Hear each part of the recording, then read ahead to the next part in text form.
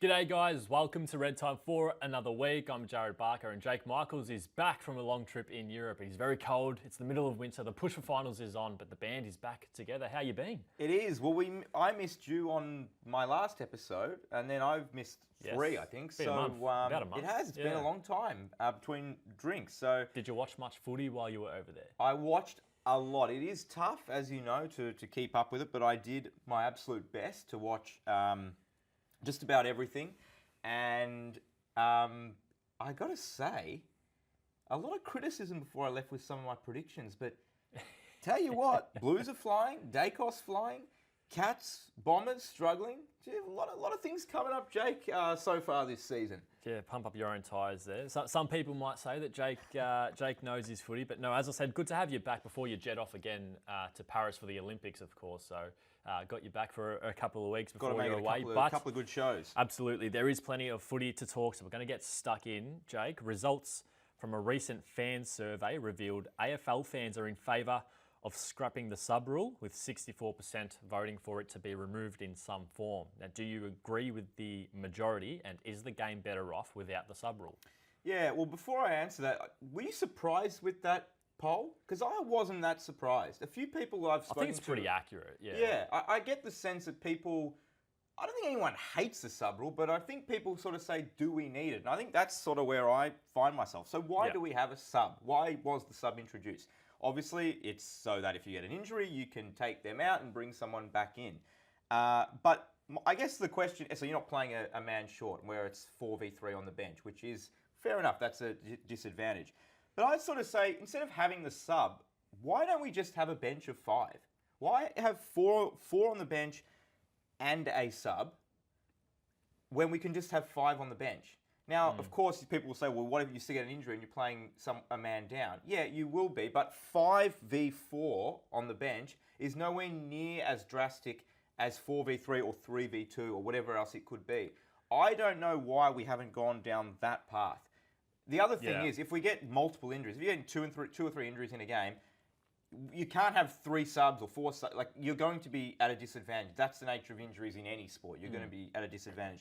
I think playing a bench of 5, 18 on the field and 5 on the bench, and you can rotate any of those 5, makes far more sense than 4 and the sub. And the sub, as we know, either cannot get used or is more of has become a tactical sub. Yeah, which, and you're right. When you think back to when the substitute came back, it was for concussion, so it was a concussion sub or an injury sub. But pretty quickly, I think teams found loopholes in taking off a player with a cramp and then bringing on someone with fresh legs. And I don't think that's what we want. And you're right. Yeah, four on the interchange, 5 on the interchange. I think with 4, maybe the rotations, I would lean towards going back up again. If it's 5 on the interchange, maybe we keep it the same, but it adds that tactical versatility for a coach as well, as to what sort of players they can use. But yeah, I'm with you. I don't know why we have it. I just don't think it brings any great benefit to the game. And I tell you the other thing I don't love about the sub rule, and something I know that Champion Data doesn't like, because I've spoken about this before with Christian, is the impact it has, or I guess how it ruins milestone games, particularly player debuts. It's supposed to be a big thing, player playing their first game, and we've seen it over the last few years. Players robbed of a true first game experience. So sometimes the sub isn't even used as well. Sometimes they're not used. So it's bad enough you're the sub in your first game. Sometimes you literally don't come on the field for the entire game, and that'll go down in the record books as well, that you played your first game, you didn't get a kick, you didn't get a mark, you didn't kick a goal, you didn't do anything. And I just find that a little bit, I find it a bit sad, the way that can kind of happen. So I think, and I was trying to think, I swear we saw someone play a 250th or 300th or something like that over the last year or two. Same thing, sub. I think they started as the sub. I can't remember who it was. I thought it was Travis Boak. I looked it up. It wasn't Travis Boak. But I think it ruins milestones, particularly the debut, the first game. And I just don't think we need it anymore. Abolish the sub. You mentioned this yesterday when I made my return to the office, and I was pretty surprised by it because I hadn't really thought about it. I hadn't spent too much time studying the ladder. But the 13th team is only 6 premiership points off the 3rd place team right now. That's the first time that's been the case this late in any AFL season. So I guess the question is, what is your biggest takeaway from what is shaping as, I guess, the closest season in footy history? Well, before people make a mountain out of a molehill with what I'm about to say, I haven't always been the biggest fan of this concept in the past, but seeing the ladder be this close and how many teams are competitive, from third, we all know who the top two are, but from third to 13th, I think anyone on their day can actually beat anyone. You think any of the top 13 right now can win the flag? No, they can't win. I don't think they can win the flag, but I'm saying just they're competitive, right? They're jostling for positions, and it being only 6 points, the difference tells you how close it all is. But that's why my takeaway has just this week at least has had me thinking about the wild card concept leading into finals. I'm not the concept's strongest advocate, but is this season, with how close it is, not the perfect example as to why it would work, as to why it would be an exciting finish or start to a finals campaign? So I think as a concept, it probably requires a bit more nuance and a bit more thought, but with the fixture as unfair as it already is, like with all due respect to North, Richmond and West Coast, teams who play them twice versus teams who don't are more likely to make fine. It doesn't, let's be honest about it, that's just the truth. So with it, how unfair the fixture already is, maybe one day we get to 20 teams, we play everyone once, that would probably be a more fairer representation of what the ladder would look like. But until then, with the way that the ladder is and the fixture is, and the season being this close, it makes me wonder what would it be like to have a wild card round this season. I know every season isn't the same. It's not always this close. It wouldn't always work. But at least this week, it has had me wondering. That 7v10, 8v9 concept would be an exciting finish to the season or start to the final series. Okay, so that's how you imagine it would play out. So we'd get to the end of the home and away season, and we'd have our ladder, and you'd say 7 should play 10 and 8 should play 9, and the winners of those two games take the 7th and 8th spot in. I'm not begging for it, but with looking at the ladder the way it is right now, it makes me wonder what would it be like. I don't disagree that 9th, 10th, 11th, 12th, 13th can beat 7 and 8. They can probably beat 5 and 6 or 4th on their day. I don't disagree with that at all, but I totally disagree with the idea of a wild card. We play the whole season. We play all these games to determine the best team. Is the fixture fair? The fixture's not fair, but the fixture will never be fair. And I don't even think the fixture's fair if we play everyone once. I think the only way the fixture can be truly 100% fair is if you play everyone twice, once at home, once away. And with the new teams coming in, and with finals to be played in pre-season, that ends up being a 45-week competition. So that's obviously not going to happen. So forget that. The competition will never be truly fair. And I mean, and interstate clubs outside of Victoria will argue that it's never going to be fair anyway because they're always going to be travelling more, and that's a legitimate argument as well. So forget fairness because that's not a thing. But I don't understand why we play all these games to get to determine the top 8, the 8 best teams, even if 9th misses out by 1 percentage point, as we've seen recently. We've seen that in recent seasons where the difference between 8th and 9th or 10th to 8th has been it's a goal minimal. Here or there, yeah. But that's just how it goes. Tough luck. I don't understand why we need to say, well, you can beat them, so we'll give you an opportunity to. How unfair is that for a team that finishes 7th that has to play a team 10th to hold 7th spot? I think that's totally unfair, even if it's only a couple of premiership points behind. Yep. I just think we play these games to determine the ladder. And I think the AFL, I'm critical of the AFL in a lot of ways, as you know. I think one thing the AFL does almost perfectly is its final series. I would not change anything with the final series. Now, people will say that it's unfair that the grand final is always at the MCG. I like it at the MCG. I'm not against it being shifted around stadiums. I think that, coming back to fairness, I think that probably should happen at some point. But in terms of the structure of finals, how it works, how the top 2 get a benefit, the top 4 get a benefit, the top 6 get a benefit, and the way it works in terms of knockout, I think it's perfect. Well, the current system, only the top 4 is benefited. The bottom 4 teams in the top 8 never have an advantage.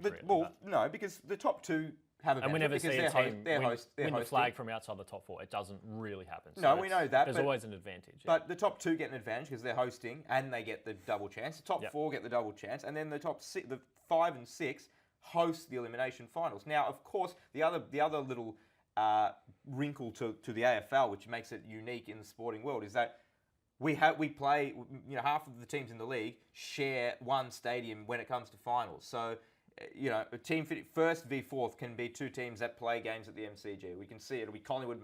Collingwood v Melbourne. So the team that finished first doesn't have the benefit it would playing a team from outside Victoria. I get that, but again, it goes back to you're never going to get it totally fair. I'm not being too scientific about it, but the thought anyway is there when I look at the ladder the way it is. I think it would be pretty exciting. An extra week of footy, Jake. An extra week of footy, but we don't need it. And the other thing is, I'm not saying we need it. We say how hard it is for teams to win the flag from outside the top four. This makes it infinitely more harder because you're basically saying now you got to win. No one can do it winning 4. Yep. Now you're going to go and win 5. Yep, it'd be bloody tough. So good on them if they do it. Nah, I think it's a shocking idea, and I wouldn't want. I'm not begging for it. I'm not begging for it. Let's make that clear. So the ladder is tight, as we said. Your Blues are flying. Sydney are on top, but they lost their second game of the season last week. I just want to know, is Sydney still the team to beat? The Blues are coming with a bullet. Yeah, they are. I think if you ask the bookies, they'll say yes. I think I agree. I think you can't get carried away with a loss, particularly when it's by a point, and they had a chance to win it after the siren. So I think it's crazy to get carried away. After all, they're 13-2. That first loss, as I've said numerous times, to Richmond round 5 or whenever it was, feels like one of the stranger games of the year, particularly at that point, how good Sydney was going and how poor Richmond was at that point of the season. Percentage of 144, they are the best team in the league. I think they are. They deserve to be premiership favourite. I think they're the most likely team to win the premiership right now. But I think Carlton is right there. I don't think it's a drop. A month ago, I thought it was Sydney and then a gap to Carlton, but probably after that game at the SCG where Sydney towed them up was Carlton's worst performance of the year. And crucially, Carlton don't need to do that again this year. Yeah, they don't need to beat Sydney at the SCG. Yeah, well, that's interesting, and I'll throw to you on that in a second. But I think the Blues started 5-1. They've won 5 straight games to this point, and they sit second on the ladder. I think they have the best midfield duo in the league right now. Now, some people might throw up other combinations, but I think Cripps, he, in my opinion, should be the Brownlow medal favourite at this exact moment. Yes. I think he's leading it right. If the count ended today, I think he probably pinches it from Heaney. Yep. And I think Sam Walsh, what he's been able to do since coming back into the team after another disrupted pre-season has been extraordinary. I think they're the best 1-2 punch in the league, midfield-wise, right this moment. They've clearly got the best key forward pairing in the league. I don't think anyone's going to argue that. They're scoring 100 points per game. It's the first time they've done that in over 10 years. And they're finding different ways to win games. It's not always the same ways to win. It's not always the reliance on the same players, even though we see Cripps and Walsh and Curnow starring just about every week. It's other players that lift from week to week, which is the sign of a really good team. We spoke about that last year with the Blues, and Christian was talking about that. But as you sort of hinted to before, there's another reason why, even if you don't want to say Carlton's a premiership favourite, they should be just about level pegging with the Swans, or they should slightly below. Sydney's the better team. I agree with that. They've had the better season so far. They've only lost 2 games by less than a kick. So, and you look at their percentage, that suggests how good they have been. But obviously, I've spoken about this ad nauseum this year. The best Victorian-based team should always be the most likely to win the premiership. That's why I tipped Carlton at the start of the year, and that's why I'm still sticking with that. They're more likely to win the premiership this year, not Sydney. There's a natural because we spoke about fairness, so obviously that is because the grand finals at the so again, let's just tell the truth. It's not fair, but it doesn't matter. It never has been fair. I like the fact that the grand finals at the MCG. I don't think that should change, but the reality is, if you're a Victorian-based team, and I say interstate teams here, I'm talking about the ones that aren't from Victoria because the grand final is at the MCG. So you said this there's just a natural advantage there when an interstate team plays a Victorian-based team in a grand final. We've seen it this century. The last team to do it was West Coast against Collingwood. Sydney beat the Hawks in 2012, and then you have to go back to the Super Brisbane team earlier this century. It's the only time an interstate team has beaten a Victorian team on the final day of the year. But it's the only time they've, since 2006, you mentioned this yesterday, and I thought, that's wrong. My reaction was, that's not right. And then I went through them and I thought... It doesn't happen. No, it is. They've only, since 2006, last 18 years, we've only seen twice, 2 teams not from Victoria win a premiership. And since 2000, there's been 9 other instances where there is an interstate team versus a Victorian-based team in the grand final. They lost those 9, and 6 of the times the interstate team was actually a higher ranked team on the ladder that season. that's not an excuse. I don't think it's wildly significant, but it's still an advantage that we can at least be honest about. So I'm leaning towards the Blues. If the grand final was tomorrow and it's at the MCG and it's those two clubs, I'm tipping the guys from Lygon Street. So so just to clarify, you would say that on a neutral field, Sydney's probably the better team. I think their football maybe is by better. a little bit. Their football is even better. if it's 3%, 4%, 5% better, a little bit better. Yeah. I don't disagree with that at all. In fact, some might say it's even greater than that, given the way that game a month or 5 weeks ago, whenever it was, panned out at the SCG. But at the MCG, where the grand final is, if those two sides met there, and if they finish first and second, that's kind of how the path would probably go. Yeah. Then the advantage of 3 or 4 or 5% better swings back in terms of Carlton's favour because it's at the MCG, a ground they're familiar with. And you don't think that's fair. I think you've got to be, and I think you're right, I think you've got to be 10 to 15 to 20% better than the competition. I think you've got to be significantly better than everyone else for you to be confident. Look at Brisbane. Look at how good we've seen Brisbane be. And I know their struggles at the MCG have been well documented. They've got over them to some degree, but we've seen good teams. Brisbane. We've seen Port Adelaide. We've seen Adelaide in 2017 felt like the best team all year. We've seen so many good teams from outside Victoria feel like they should win a premiership and fall short because of that hurdle. Yep. Moving on, but sticking with the Blues somewhat, Carlton's Jordan Boyd had his one-match ban downgraded to a fine after what was a marathon 4-hour hearing on Tuesday night. Begs the question, does the AFL need to put a cap on the length of these tribunal hearings? No, it doesn't. And I get it's not ideal for anyone involved for these tribunal hearings to go for 4 hours, 5 hours, sometimes 6 hours. It's not ideal for anyone, whether that's the lawyers, whether it's the players that are involved, both clubs, no matter the team. It's not ideal for it to go that long, and I get that it's annoying, but the reality is you still need to reach an outcome. You need to reach the right outcome. So accuracy is what's important here. And it's in the end up to the clubs with how much evidence they put forward versus how much the AFL argues against that as well. Every situation and every incident that goes to a tribunal is different. It's all very circumstantial as well. So, yeah, look, ideally there's a quicker process, but if that's Charlie Curnow from a prelim final incident, Carlton don't care if they're spending 15 hours there. No. They just want to get him off so he can play in a grand final. So I don't think it matters necessarily how long it goes for. I think you just need to reach the right decision. And can the process change? Maybe, but the reality is it's the outcome that matters. I think it is insane, particularly for this case, for it to go that long. Oh, I think it 4 hours goes for way too long, but is ridiculous. But who's losing out by it going that long? I mean, no one, the clubs, as you said, the clubs, as long as their players, it's not ideal. They want to give their players the best chance to get off, and if that means taking more time to give more evidence and explaining the situation more, they're going to do it. I don't think, fans aren't forced to watch it, which is another part of it. It got me thinking, I'd never thought about this before until today. There may be an obvious reason I'm overlooking, so please tell me if there is. But is the AFL missing a trick by not broadcasting these tribunal hearings? Have we ever stopped to think about that? I haven't thought about it. Would you watch it? Imagine Angus Brayshaw. It'd be captivating TV, yeah, absolutely. Brayden Maynard last year. I haven't given it much thought, but I don't know if there'd be something I feel like legally, there has to be a reason. Is there a legal requirement where it can't I don't be know. filmed? I honestly don't know. I'd love to be told why, but I don't know. It feels like it would be compelling TV that people would want to watch. It'd be awesome. I'd be tuning in. So that's another little part of it. But as you say, clubs don't care. Clubs will sit there all day long if it means their star player or any player can get off. Yeah. But yeah, 4 hours. It's getting a little bit annoying. ridiculous. Yep. Yeah. The AFL announced in March, Jake, ball tracking technology would be trialled in the VFL after it was used during AFL pre-seasons as well. Reports during the week suggest it could be introduced for the AFLW season starting this August before its potential implementation into the AFL in 2025. What are your thoughts on the ball tracking technology and how much do you think this could benefit the competition?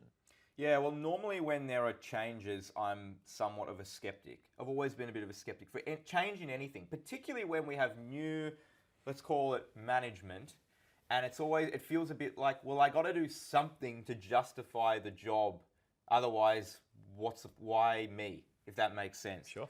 But when it comes to making the game better and improve technology, I don't understand how we can look at that as a negative. I think it has to be a positive. We have been... When you look at what we've currently got. Yeah. We have been, and when we say we, I'm certainly referring to myself, and I know there's been a lot of people screaming this for years, telling me, speaking on social media, other people in media, players even, and coaches. The technology that we currently use, I asked you this an hour ago before we started. I don't know if there's a sport in the world, a professional sport in the world, that its current system is so poor. Yeah, it's not as equipped as it should be compared to other world sports. Yeah, it's you're right. It's amateur hour at best, and everyone's frustrated with the system. We continue to get the wrong decision far too often. And I think if we can introduce technology, and by the sounds of it, it looks like this tech works well. Yeah.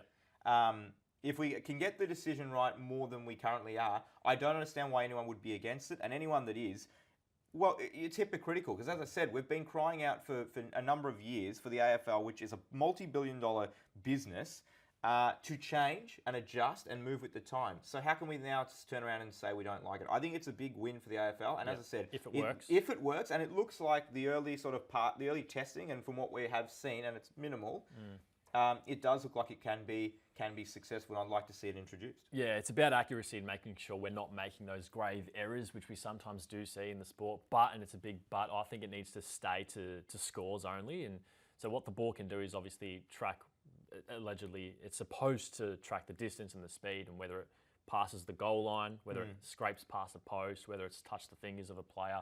And all that's pretty important, but I think it needs to stay to scores. I don't want to... Well, I think...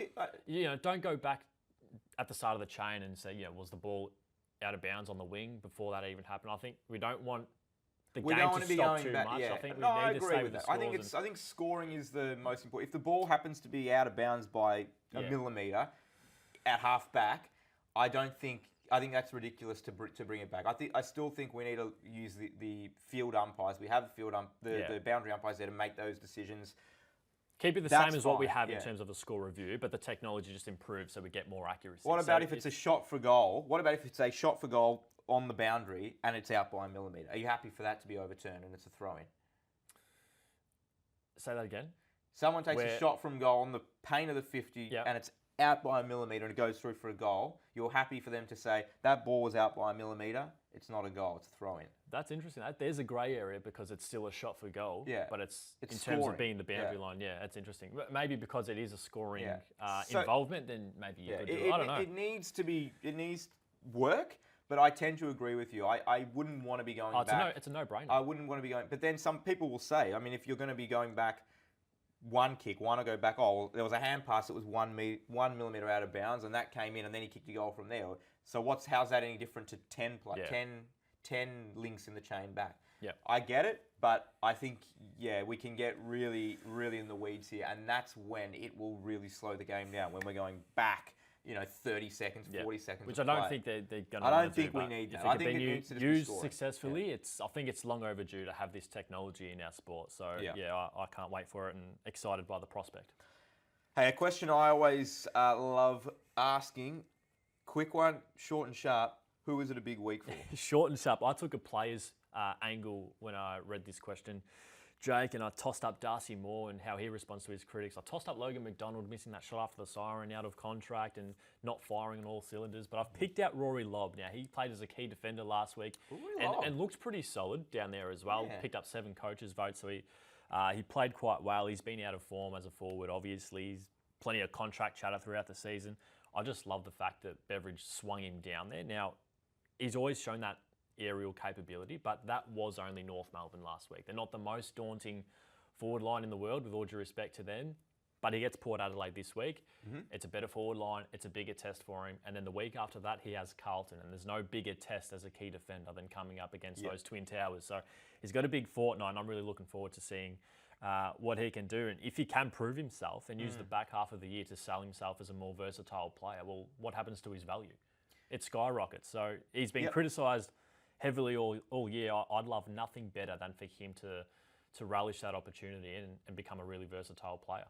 Yeah, it wouldn't be the first forward to sort of struggle. Save their career by... Yeah, 100%. No, it's a good nomination. My first thought when we had this question pitched was the Giants as a club. After the start of the year, to be 2-6 since round 8, very worrying. Must-win game this weekend. But you threw up another name that you didn't mention before, and I thought, it has to be this person, does it not? Damien Hardwick. So, maybe. I think we need to stress a couple of stats here, which are just mind-boggling. The Suns, they literally cannot win on the road. They're 8-0 at home. It is becoming funny at this point. It's getting ridiculous. It's getting it's unprecedented. 8-0 at home, 0-7 on the road. They have this week literally the easiest away game you can get. North at Marvel. Is it inexcusable for them not to win? Yes. I know North has been playing better, but there's no easier away game you can play in the league. Yeah. North in Tassie is harder. West Coast in Perth is harder. Yeah. I would say Richmond at the G is harder. This is the easiest away game you are going to get. The problem is, Damien Hardwick would probably prefer it to be in Tasmania because his record at Marvel Stadium, and obviously it's not just with Gold Coast, it dates back to his Richmond teams too, it's atrocious. He's winless at the venue in his last 8 games. I think it's 7 losses and a draw in that time. So 2 losses this year with the Suns. And then the others were all with the Tigers. Yeah. Massive, and we will remember, even some of those good Tiger teams, they would go over there and just play a shocker. Their worst game of the year. They'd play there twice and they'd both be terrible. Yep. Massive pressure on him and the club to break this winless on the road drought, which dates back to round 9 last year, 425 days ago from a long time. Today, Thursday. So it is a long time. It's a ridiculously long time for a team that is, in the mix for a spot in the finals. I'd have to ask Christian. I need to get him to check the record books. I can't imagine a team's ever played finals. Certainly, maybe back when there were only 8 teams or whatever, but I can't imagine teams played finals without ever winning a game on the road. It just seems They wouldn't be able to do it because they have, 11 home games, 12 home games this year. Well, that's they a wouldn't good be able point. to do it. That's I think you need 14 they're not going to be able to do it. They're going to well, that's a good point. They're going to have to break it. Yeah. And they need to break it now. I don't think if they win this game, they're not going to. No one's going to sit here. We're not going to sit here next week. Are you going to say, they can finally win a No, game? we're not. We're not. But it gives them confidence that it's over, and it gets rid of the streak. It ends it. Yeah. I don't know what their next away fixture is, but it just gives them confidence. I think it's only North. It's an easy game. It's one they should win. They're favourite, but it just gets that monkey off the back and it stops people talking about it. And I think there's massive pressure because if they don't win this game, you've got to start wondering, will they ever win one? I know that sounds ridiculous, but if they don't win this one, what makes us think they're ever going to win one this year? Did you tip them? I did. Yeah. I haven't, and I don't even expect North to win this game because the Suns are better, but I'm not tipping them until they win away. So there you go. Big week for Damien Hardwick. Now, Jake, Geelong needed some changes after a stretch of poor form, it must be said, and Chris Scott delivered. Who predicted that? I don't know anyone that predicted that. Chris Scott delivered, as he usually does, to be fair. Does Tom Stewart's move into the midfield make Geelong a contender again? Absolutely not. I don't think they were at the start of the year, in my estimation. They certainly weren't after half a dozen games, and I don't think Tom Stewart's performance and beating Essendon, another side I've thought is fraudulent's a bit harsh, but I just don't think is a premiership contender in any way and haven't all year. Changes anything. It's a good name to have in there. We've spoken about how thin their midfield is they all are, year. But Dangerfield and Stewart. I think it helps. It does, but I think you can make the case that is there an argument to be made that they're worse with him in the midfield? Like, we know he's a lot of people would say he's it's the a best. one-game sample size. I know, but a lot of people would say he's the best, if not best, second or third best mid-sized defender in the league. I don't think anyone would have him lower than 3. Most people probably have him 1. Is he in the best 50 midfielders in the league? No. I don't think anyone would put him in there. Could he be? Like, we obviously haven't seen it, so we don't know. But I don't think anyone says he's a top 50 player in the midfield. So why would we play him out of position? If Charlie Curnow Are the Blues better with Charlie Curnow playing at full forward or centre half forward, or are they better with him playing on a wing Different or though, half because back? Stewart's influence has been seriously nullified by taggers. I understand that, but if Stewart is the player we've all said he is, and he's a 5-time All-Australian, five-time All-Australian. Deservedly so. Okay, but if that's the case, and we all think Tom Stewart is this phenomenal player, then he's got to work it out, because we wouldn't be moving. Marcus Bontempelli, I think, is a 5-time All-Australian. Would we, if he had a couple of down weeks where he was getting tagged, we wouldn't say, you know what, I think we've got to take him out of the midfield. Let's put Bont to half back and see how it goes. Let's put him at full forward. We see little tweaks between games, but he kind of goes forward in patches because he's impactful there. But it's not out of he's not having any impact, so we have to throw him to another position. I think if he's the player we all believe he is, and I'm not criticising him, I just think that if you get the flowers week in, week out, year after year, and everyone constantly sings your praises, you can't then just get a lifeline and say, well, it's not working out anymore, let's try him somewhere else, when you start finally getting a little bit of attention and you're struggling. I think if you're that player that we all think you are, you need to work your way through the attention and play your best footy in the position where we know you can play your best footy. I don't think that's outrageous. Fair enough. Question without notice. What's the game of the round this week? Few good ones. Friday night will be good. I think I'm looking forward to Cats-Hawks. I think the Hawks can... A little sneaky chance? I think they can beat them, yeah. I think I tipped the Cats, but I reckon it could be one of those late...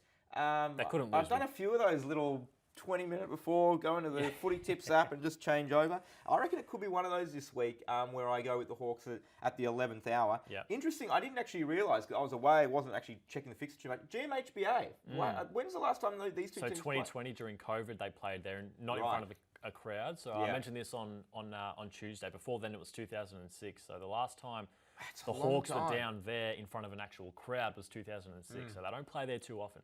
Yeah, that's going to be interesting. So interesting game indeed. Yeah, maybe that's a factor to go with the Cats.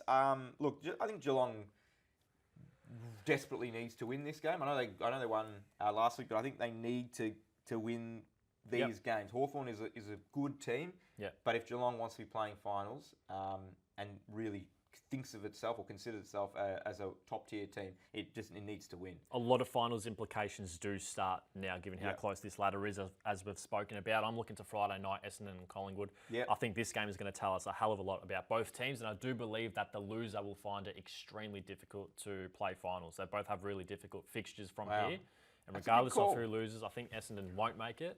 For the Pies, they're a sneaky chance. It warms my heart. So many people finally coming on board. Yeah, well, going to be difficult for both of them. Just putting that out there. Jake, thank you. Strong return from you. Well done, and thanks for your time. Good to be back. I tell you what, though, Melbourne, freezing cold. Bit cold for you. Hey? Bit cold for you? It's cold for me. It's cold. I don't know if it was just the fact that I'd been away and wasn't used to the cold, but I tell you what, Wednesday in Melbourne felt like the coldest day of my life. I think it might have been, actually, technically. That's all we have time for. No more weather chat. Thank you, Jake, again. To everyone listening, don't forget to put your tips in this week. Enjoy the footy, and we'll speak to you all on the next episode.